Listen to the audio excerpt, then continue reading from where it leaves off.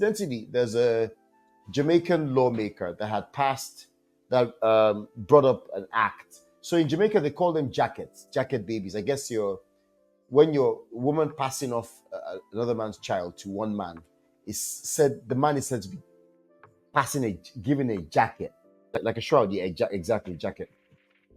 Interesting. So they're now. I mean, it's been debated in Jamaica, and some people are firmly of the belief that no, that it should not be, that DNA testing should not be mandatory. And some guys are like, well, why shouldn't it be mandatory? Why shouldn't it be?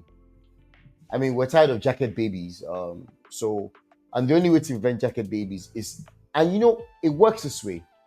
I think it's going to have a strong deterrent factor. If you know that this child I'm trying to pass off on this man, that on the day of delivery or within a short time thereafter, we're going to find out who the real father of this baby is, you're not going to pass that baby off. Exactly. You're not going to pass that baby off. Yes. Because you know that there are there's legal no upside. consequences. There's no upside. There's no upside. Yeah. Absolutely. Absolutely. Any other ones you can think of? I was just going to say that you've talked about court-ordered paternity testing, which I agree. Mm-hmm. Whether it's at birth or whether it's at the time the man suspects that one or more of the children are not his, they should be court. But before we get to court-ordered tests, there are home kits available. Yeah. That can be bought at pharmacies worldwide from $180 to $200. You can find out if you're the father or not. So, gentlemen watching this, that's available if that's something you wish to embark upon. And then, obviously, there are the hospital tests that can be done, and then there are court ordered tests as well. Apart from that, we also have.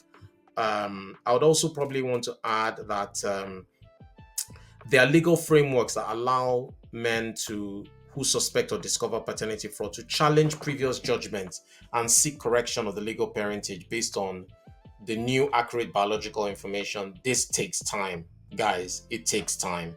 So the first thing Laomi said is probably the best thing to do it at birth, to avoid you having to go through the legal system, which continues to be very slow and intentionally slow.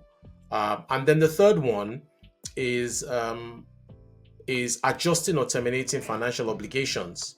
So in cases where paternity fraud has now been established, we should have legal systems that provide, measures to adjust or terminate existing financial obligations, such as child support and sanctions and jail time.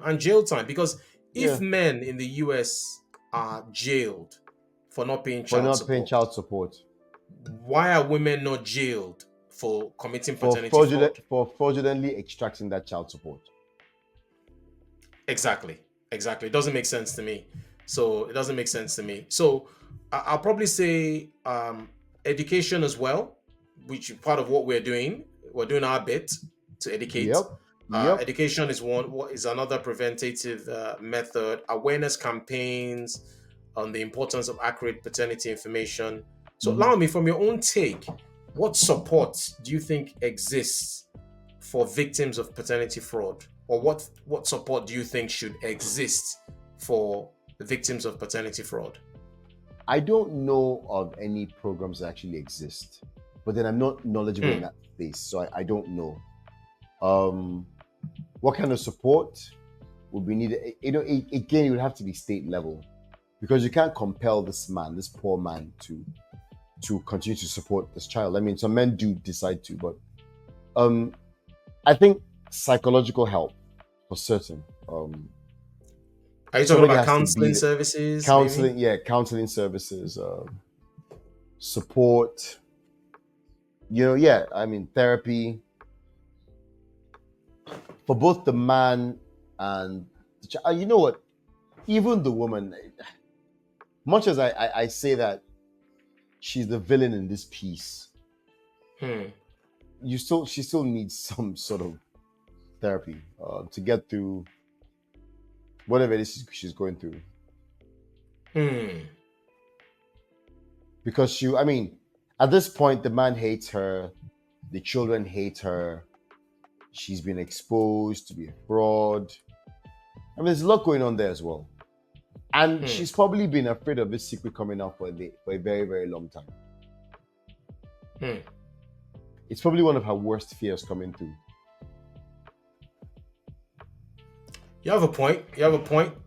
I'll probably just say, educational material, support hotlines, like you said, online forums where men can come out and even, speak about it anonymously without being judged, to and help, for any kind of like legal support, emotional support, psychological Yep. challenges they may Yep. face.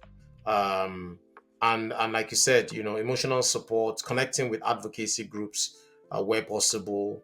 I don't know much about it as well in terms of how much support this is, and in some countries, there's probably next to none there. So I'm probably talking from a nuanced view from the West. In Mm, Africa mm. and in Nigeria in particular, I don't know if there are a lot of men's groups that help out with stuff like this. But if there isn't, it's an opportunity for anyone who is looking in this space to maybe create that and allow that safe space for men to come out and say, I'm going through this. I suspected this Yeah. and now this has become reality. What can I do? I'm having all this kind of thoughts in my head. It's not healthy. Help me. And maybe there are other groups. There are other groups of men. We have Alcoholics Anonymous. We have people that are trying to quit smoking, etc. Why not something like this to help men? Yeah. I agree. Um, I agree. I agree. all right. On that note, we're gonna end this particular episode. Thank you for staying with us till the end. Please like this Thank you video, very much. subscribe to our channel. If we're looking for feedback, so let us know through the comments what you liked, what you didn't like. Also, send us an email to twogrownmen at At gmail.com, gmail.com. description down below, and let us know what you want us to cover. There's so many things that we can probably speak about, and we'll see you in the next one. Allow me, any And any if you've been final thoughts affected on? by paternity fraud, if you'd like us to tell your story, anonymously, of course, we'll do so. If you send us a message, I mean, whatever it is you want us to do to talk about, you want us to ask questions, or you want to ask us questions, you want us to get some advice, write us, drop us an email, and we'll talk about it. Whatever it is you want, if you want support, whatever it is you want, let us know. Thank you. Thank you, thank you, thank you, and we'll see you in the next one.